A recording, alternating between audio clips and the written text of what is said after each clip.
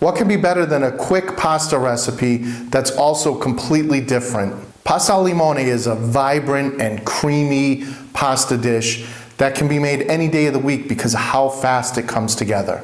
Welcome to Actually Italian. I'm Sal, and I've been living in Italy for years. I want to teach you how to cook authentic recipes that an actual Italian would make themselves. It's one of those dishes that's really good because of how simple it is, not in spite of it. I put it in the same category as like an aglio olio, which is just garlic and olive oil and a little pepperoncino.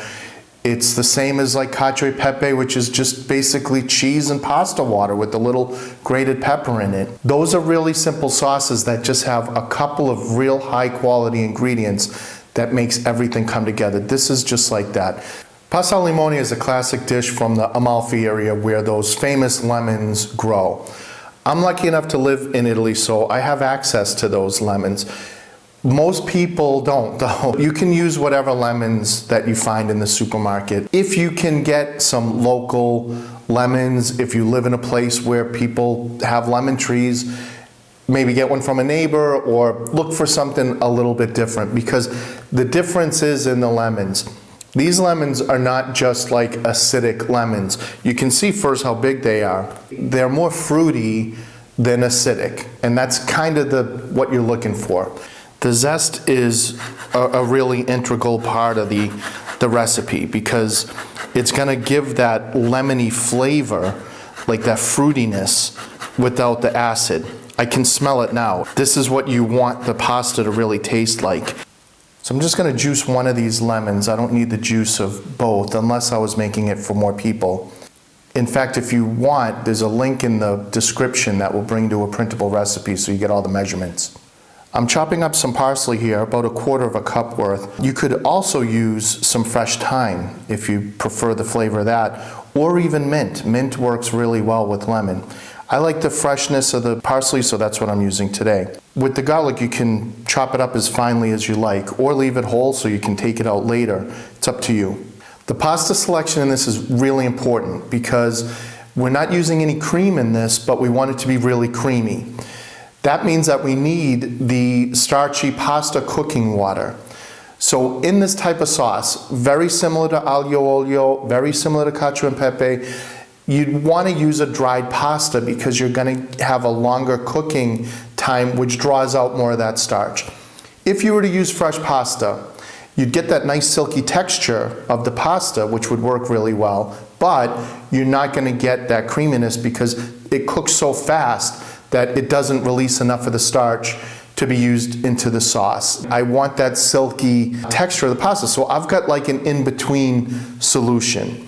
I have an egg fettuccine here, which is sort of fresh, but this is a dried version of it. So it's not gonna take 10 minutes to cook like a dried spaghetti that's made out of semola, but it does take about 5 or 6 minutes to cook, which is long enough for me to get the starch out that I want to be able to make this a nice creamy sauce.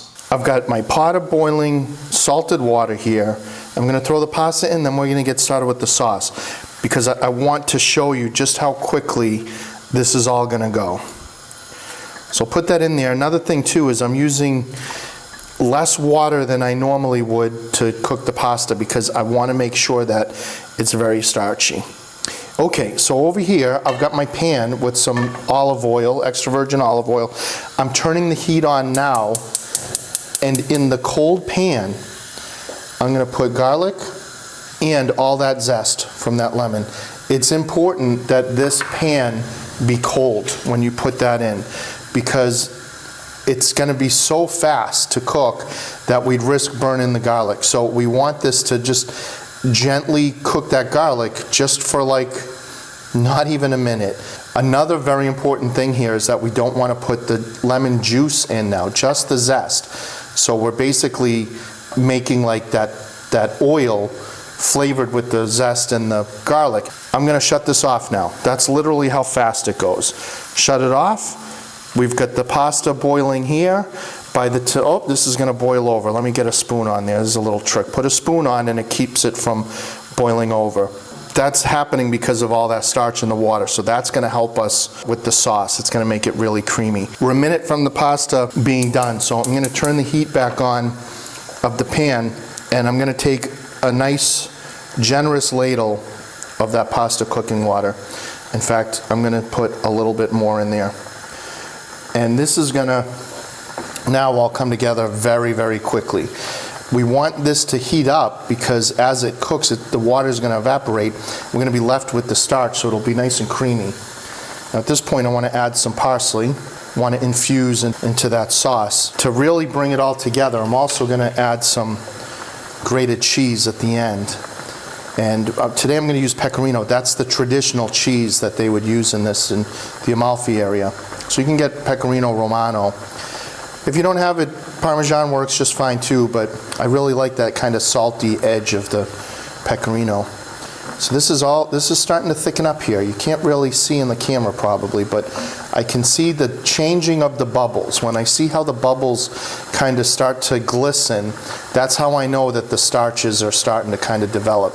I'm going to drain this pasta and then I'm going to put it and let it finish cooking in that sauce there. There we go. I want to really toss this well. Get everything incorporated.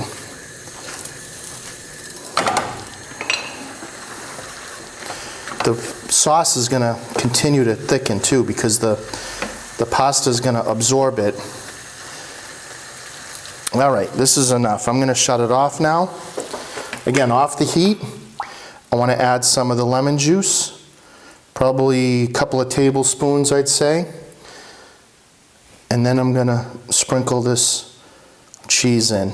And this is going to make it nice and creamy. Just have to toss it all together and really mix that in there because we don't want that cheese to separate.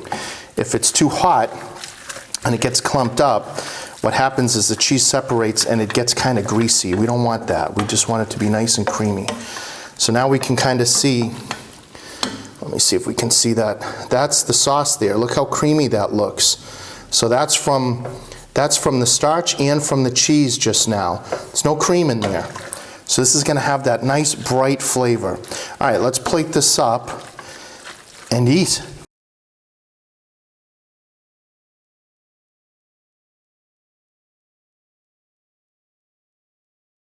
That was fast. You saw how quickly that came together. I had to scramble a little bit there. But this is the result. I mean, it doesn't look like anything crazy. It just looks very simple, and it is simple, but the flavors are really going to be out of this world. So let me give it a quick taste.